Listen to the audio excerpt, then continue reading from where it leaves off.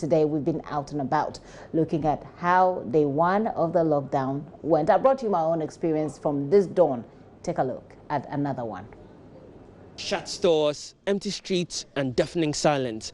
Those are major observations made by JoyNews this morning in parts of Accra, following the directive by the president on a state lockdown. This store here is among one of several hundreds that have been temporarily shut down for business activity as part of our preventive measures against the coronavirus. These stores here are often cladded with car spare parts, and often there are several individuals here as well as traders and buyers alike who exchange goods and services at this point. But today, as we will show you in many parts of Accra that we visited, this is no longer the situation. Kantamanto is a part of the central business district of Accra. Here, every day, about 1,000 of people troop in to buy various second-hand clothing and shoes for their users in the country. Following that lockdown incident, as you can see here, most of the stores are virtually empty. To my left here, you can see usually these are the parts where they stock up shoes that are second-hand for lots of people to troop in. But today, neither the sellers nor the buyers are nowhere to be found following that lockdown procedure that's currently being implemented in the country. To my right also, you can see more of those facilities. I mean, the stores, they're virtually abandoned, most of them locked up. And the entire area, I mean, for a place which is often teeming with people coming here to buy stuff, the place is awfully silent this morning. Virtually few individuals are here in Kantamanto as at now. What was saying? Okay, now you're Juma Ben. Juma Ben, sir, we talk about Mika. Shoemaker Juma. Now, I only say, say, Mahon Kwan and Mahon Kwan and the Wutua. Oh, meaning, say, Mahon Kwan, sir, the name we see original Kuran, Papa, Rabbit, Yama, you see original way. After all, right here, may you pursue chance to meet me a chance, and I'm see one. Okay, and now you're saying? Bafo. Okay, Bafo. Kofi Bafo. Okay, so Kofi Bafo is a cobbler. You can see his produce right there. He has a polish here, and he does what we call in local terms shoe shine. Cobbler duties, shining shoes, ensuring that they are clean and spick and span black for executives and others in town. Now, but he is still operating anyway. I asked him why he's operating here as at this time, given that this might be described as many as a non-essential service. He says, well, he doesn't mind. He continues his job. Even if we, the team, JoyNews, need a service, he can provide for us instantly. And before by no bedin komo, say Juma say Sabri and Kausumina Mufiana. Oh, but say yeah, the kitchen Chinimudia, but me ask me to Falcon. I had a team be a war. Until I'm the sea, I say no, because as we main road, so will be a Chemobian and Pabua Cratia with me. I know so no one to be. No, so Savina. Oh, Yariana, the media has a mum, the Minyashu Seminar, Lewa, dear. Which is a winner, your seminar, Lewa, say. Now you're in a bar, better to me for a new, mean to me for my new, but media, me did what my medium said, Yadia. So Kofi Bafo is here, and he's operating on the belief that, well, he can't get the disease here. After all, he's not moving around, and it's people that rather come to him for his services at a small store.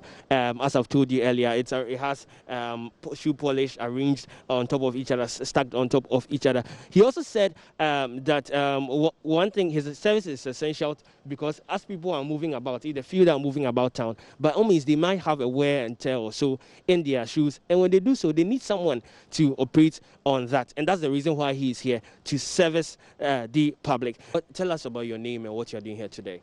I'm Ofusu Afriye, and I'm not a worker. I'm just from About. I'm a prisoner. I came from one prison last week. So as I came, I don't have money to go back to my hometown. And I said, I'm pleading for the government to give us... Just hold on. Let's take it one by one. So when were you released last week? I came on last week, Tuesday. Based on the presidential pardon? No, not based on the presidential pardon, but I finished serving my sentence. Okay. And how long were you serving for? They gave me 3 years, and every 1 year is 8 months, so it's 24 months. Okay. And what was your crime? Assault. I fight with someone at Kanish. You fought to someone at Kanishi. That was how many? 2 years ago? Yeah, 2 years ago, and I won the person. Let's go a bit into, so the day you were released, how many people like you did you see being released that day? We were 5, because every month, if you be going to discharge, they will come and put your name on the billboard. Did they give you any precautions or any coronavirus, anything protection as you go and out? Were you tested, anything? That one I can say God used to protect us. And it's the sickness that's killing people outside, we the prisoners, God protect us. No, okay. I mean, as you left, was anything done or were you given any orientation, anything? The time the sickness came, some doctors came there and checked us as they check. We call them PPAG, Planned Parenthood Association of Ghana. They came and check our blood, but that one they say is HIV test. And they give us something called simultaneous one, they put it in our mouth. If you are facing any challenges, but they did not give us any precaution as coronavirus precaution or whatever. As you left? Yes. Okay. Thank you so much. Okay, thank you.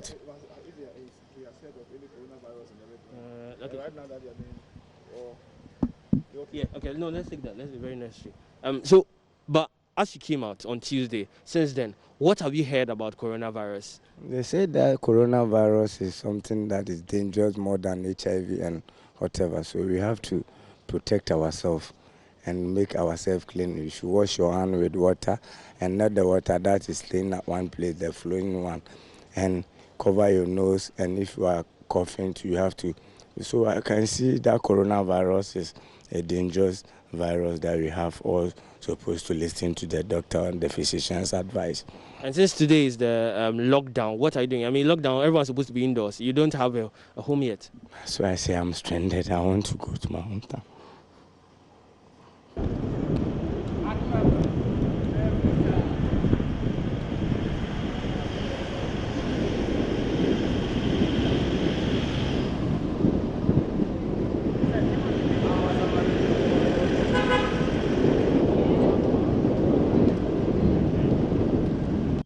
I'm a mechanic, and I didn't gather much more house so that I can take and spend with the number of days that he has given. You see, if I don't go out, I don't get anything for my family. I didn't put anything, or I didn't pile anything down in my room for my family, or to think like government will bring this quarantine, this days, number of days that I should quarantine myself inside the room. So what will I get if I didn't go out? You see, I have to go out and get something for my family. And we all here, everybody get his handwork. And if government didn't give us any support, how can we feed ourselves in home? I agree with it, because sickness there is bad, you know. At least I agree with the government. What the government is doing is fine. But at least we have to get some small support. This guy like this is a mechanic, because today he cannot work. And this, my friend too, is a mechanic, but I don't know where he's from. See how he dressed. He's not a guy man, he's a mechanic. And today, how can he see? He's having even 2 cedis. Having nothing. Buy bread. You see, oh? I want to go and buy bread. Yeah. They have closed the store. They have closed. They have closed the store. So at least government should give it. We all here, nobody, everybody have his handwork. Everybody. This guy too is an electrician. He also have his handwork, but today it's not working. And if they saw him working, they will whip him or they will sack him. So where he's going to feed himself? Oh. The directive the government gave is a good directive, but the main problem, we are working, and then they stop us. We are the business people, and then now they stop us up to 2 weeks, and then maybe 1 day, 2 days like this, you short of money. It's good. Yeah, it's good. Why? Because of the sickness. They say a coronavirus has come to the town, so you have to protect yourself with any contact with human being now. So that is a very good. This thing. What kind of business do you do? Me, I'm a trader like this. I'm going far from the country, and then I came back buying charcoal and this thing, onion, salt, and then this thing, bring it for here, from Niger to here. So now I stop. I can't go, and then I block for the house, and then I get children's almost getting to 7 with me. I have to feed them. You see, if I get some small liters of money spending, within 2-3 days, you know, it's children, then the money finish. If the money finish, I can't go out and to find another money to be feeding them. So it's a big problem from that area. That is the problem.